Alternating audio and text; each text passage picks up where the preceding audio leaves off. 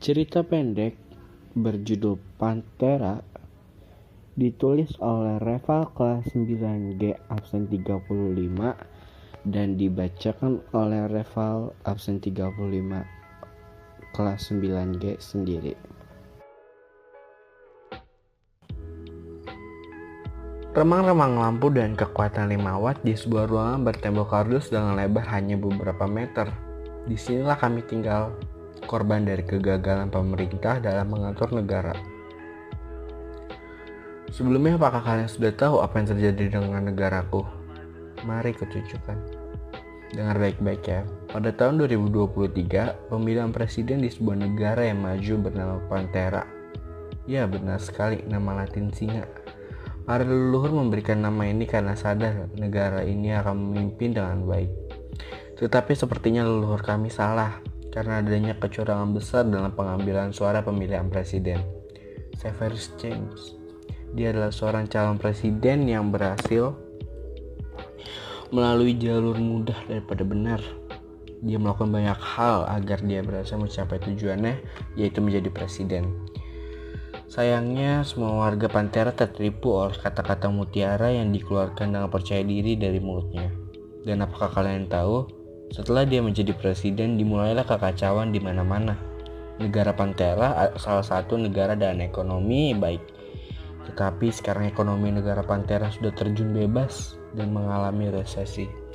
Ya, penyebabnya siapa lagi selain para koruptor yang diberikan hukuman singkat, padat, dan jelas. Semua jaksa sudah tutup mulut dengan uang para koruptor sialan itu. Masih banyak kekacauan yang terjadi di negara Pantera. Negara-negara lain pun memutuskan diplomat dengan negara Pantera. Bahkan media pun membaut berita panas, yaitu Pantera negara mati. Dengan berbagai alasan aku menyetujuinya. Tapi aku masih berharap dan memohon kepada Tuhan. Salah satu harapan aku kali ini adalah sekolah. Meskipun pendidikan tidak ada perubahan secara besar, tetapi sekolah sekarang seperti bangunan mati. Pembelajaran hanya memberikan tugas, tetapi harapanku semakin lama semakin terkabul. Terdapat guru baru yang memiliki tujuan yang sesuai dengan harapanku. Dia bernama Profesor Cedric Potter. Hampir terlupa. Perkenalkan, namaku Albus Granger. Aku sangat bahagia pada saat pertama kali aku bertemu dia di kelas aku. Dia menyampaikan tujuan dan visinya dia dengan sangat percaya diri. Tetapi tanpa kusangka, dia memiliki sekutu bernama Orde Baru, yang berisi orang-orang yang mempunyai tujuan pelengseran presiden dan mengembalikan negara singa kembali. Aku adalah murid pertama yang dibawa oleh profesor ke tempat rahasia dan tak kusangka aku menemukan guru favorit aku di sekolah. Para anggota ternyata memiliki kekuatan masing-masing. Aku yakin kalian tidak percaya dengan kata kekuatan. Tetapi percayalah, aku juga sama dengan kalian pada awalnya. Kekuatan para anggota pun berbeda. Ada yang berkaitan dengan pendidikan, ada yang berkaitan dengan fisik, bahkan ada yang berkaitan dengan sihir. Aku yakin kalian tidak percaya.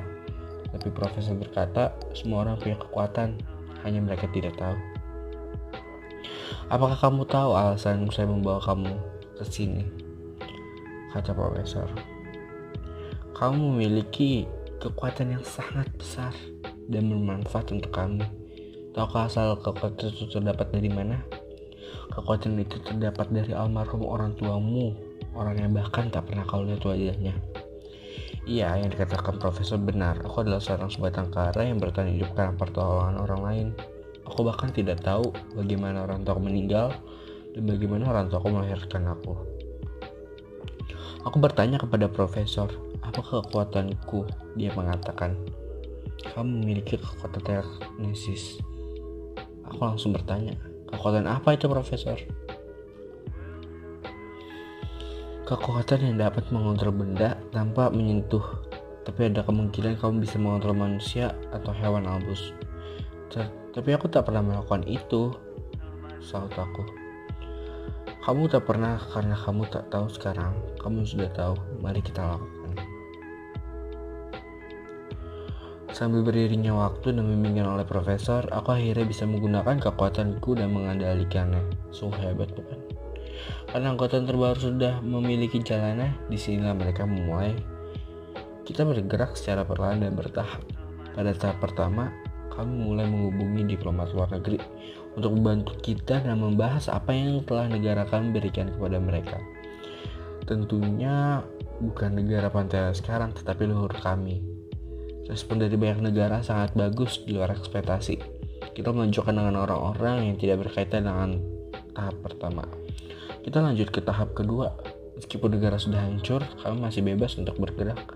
Kami mulai mengumpulkan massa untuk berdemo dan bertujuan kami diliput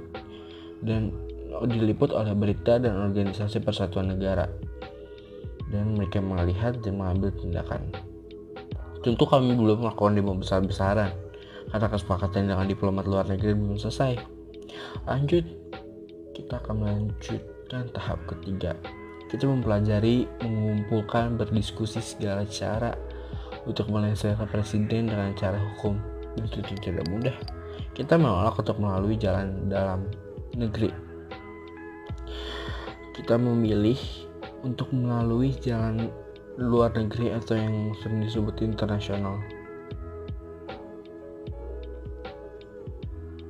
Dengan konstitusi yang sungguh berbeda dengan negara kami. Dan tahap terakhir, step 4, mengungkap, menjelaskan, memberi segala info kepada media agar para pengikutnya mundur dan tidak mampu bertindak dan membangun negara Pantera ke negara sebelumnya. Kami akan memulai dan menggunakan potensinya masing-masing. Tentu potensi akan tergunakan dengan baik, begitu juga dengan anggota order lainnya. Tentu rencana yang kita mulai tidak mudah, karena pasti pengikutnya akan menentang, menghancurkan, memaki, membenci, dan lain-lain. Tapi kami tetap maju, dan para negara mulai membuka mata dan membantu kami melalui media. Kalian tahu kan seberapa keras media sekarang? Anggota persatuan sekarang mulai mengambil tindakan dan membuat presiden mulai dengan perlahan melemah, begitu juga pengikutnya. Tapi mereka tidak bisa melakukan apapun karena bukti yang sangat banyak. Aku menggunakan kekuatanku untuk mengambil dokumen dengan sangat mulus. Kami hampir di ujung. Ya, benar sekali. Kami akan melakukan sidang perengseran presiden, tapi dengan Badan Konstitusi Persatuan Negara. Sidang pun dilakukan hari ini dan berjalan tanpa gangguan dari manapun di luar. Masih ada para pendemo yang berharap presiden turun dan digantikan oleh orang yang lebih banyak, lebih layak. Jaksa memukul Palu dengan dakwaan yang sangat panjang, salah satunya pelengseran dan terkena beberapa pasal hingga dia didenda dan penjara sangat lama. Pengadilan ini berlangsung dengan jujur, adil, dan tegang. Sekarang bangku presiden kosong, bangku menteri hingga jaksa pun begitu. Kami yang merombak ulang karena kami diberikan wewenang untuk melakukan itu. Oh ya, kami juga diberikan penghargaan sebagai pahlawan revolusi oleh rakyat kami sendiri.